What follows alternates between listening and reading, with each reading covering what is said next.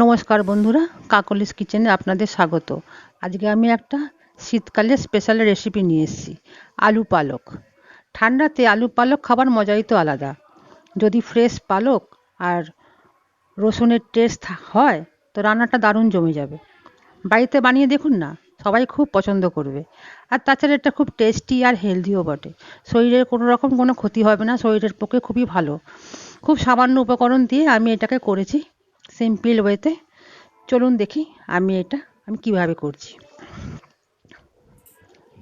প্রথমে কড়াই বসিয়ে নিয়েছি, কড়াইতে দিয়েছি সর্ষের তেল। তেলটা গরম হলে আমি এখানে আলুগুলো ভেজে নেব। আলুগুলো একটু ডুমো ডুমো করে কেটে নিয়েছি, কেটে নিয়ে আমি আলুগুলো একটু ভেজে নেব। একদম লালচে হবে না, যাতে আলুগুলো মোটামুটি একটু নরম হয় সেই মতো আমি ভেজে নেব ঢাকা দিয়ে। মাঝে একবার উল্টে দেখবো হয়েছে কিনা। এই মুহূর্তে আলুগুলো ভাজা হয়ে গেছে আমি আলুগুলো তুলে নিচ্ছি। একদম গলে যাবে না, তবু কিছুটা নরম হবে। এরপরে দিচ্ছি পনির। পনির আমি আলু পালকের সঙ্গে অ্যাড করছি একটু আলাদা টেস্টের জন্য। পনিরগুলো আমি একটু হালকা করে ভেজে নেব। খুব বেশি নাড়বেন না, যাতে পনিরগুলো ভেঙে যাবে। খুব সফট পনির এগুলো।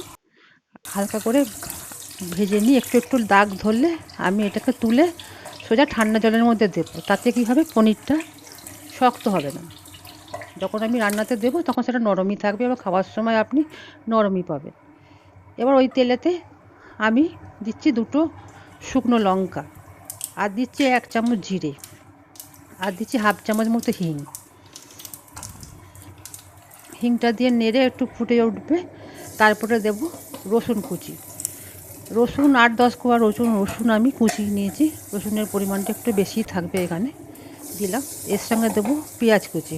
একটা বড় পেঁয়াজ আমি কুচি করে নিয়েছি, সেটা আমি এখানে দিলাম। দিয়ে এটা আস্তে আস্তে ভাজতে হবে। সাথে দেবো 1 ইঞ্চি মতো আদা আর 4-5টা কাঁচা লঙ্কা কুচি। সবই কুচিয়ে নিয়েছি আমি, বাটা মশলা ইউজ করিনি। সাথে দিচ্ছি হলুদ গুঁড়ো 1 চামচ মতো দিলেই হবে। আচ্ছা, এরপরে দেবো আমি ধনে গুঁড়ো আর অল্প জিরে গুঁড়ো। সব মশলাটা একসঙ্গে আমি ভাজবো। কিছুটা ভাজা হলে আমি দিচ্ছি একটা বড় টমেটো কুচি করে নিয়েছি, নিয়ে আমি দিচ্ছি। টমেটোটা দিয়ে ভালো করে মিশিয়ে নেওয়ার পর দিলাম আলুটা ভাজাই ছিল, ভালো করে মশলার সঙ্গে মিশিয়ে নেব। তারপরে আমি দেব পালং শাক। পালং শাকগুলো শুধুমাত্র ওপরে ছড়িয়ে দেবো, এখন আমি নাড়বো না, জাস্ট ঢাকাটা দিয়ে দেবো।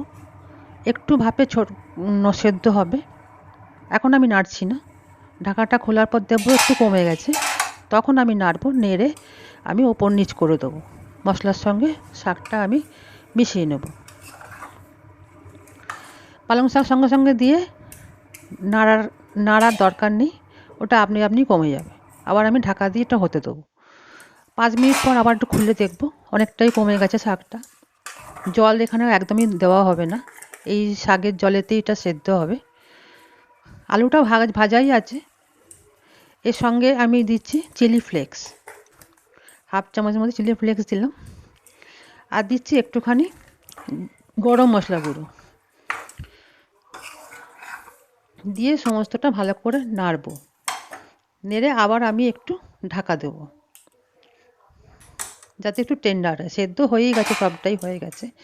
এবার আবার সমস্তটা ভালো করে মিশিয়ে নেব, জল একদমই নেই। এবার দিচ্ছি অল্প একটু চিনি। চিনিটা এখানে দিতেই হবে, শাকাতে অল্প একটু চিনি না দিলে ভালো লাগবে না। আর দিচ্ছি নুনটা কিন্তু আমি আগে দিইনি, নুনটা আমি লাস্টে দিলাম। এবার চিনি আর নুন খুব ভালো করে মিশিয়ে নেব। আর দিচ্ছি কসুরি মেথি। কসুরি মেথিটাকে আমি একটু রোস্ট করে নিয়েছি, হালকাভাবে রোস্ট করে নিয়ে মিশিয়ে দিলাম। রান্না আমার রেডি। এবারে লাস্টে আমি দিচ্ছি ধনেপাতা কুচি। এটা একটু পরিমাণে বেশিই লাগবে, শাকের সঙ্গে ধনেপাতা টেস্টটা খুবই ভালো হবে। আর ভাজা পনিরগুলো এবার জল থেকে তুলে জলটা ঝরিয়ে এর মধ্যে দিয়ে দিলাম। এটাতে রান্নাতে একটা আলাদা মাত্রা যোগ করবে পনিরটায়। আলু পালক হলো, পনিরের টেস্টটা খুবই ভালো মতো আসবে। রান্না আমার হয়ে গেছে। এবার আমি ঢাকা দিলাম, ঢাকা দিয়ে খানিকক্ষণ রাখবো, তারপরে আমি এটা সার্ভ করব। আলু পালক শীতকালের জন্য একটা অনবদ্য রেসিপি। শীতকালে পালক তো সবসময় পাওয়া যায়। আপনারা করে দেখতে পারেন, ছোট বড় সকলেরই খুব ভালো লাগবে। আলু পালক করে দেখুন, আপনাদেরও ভালো লাগবে।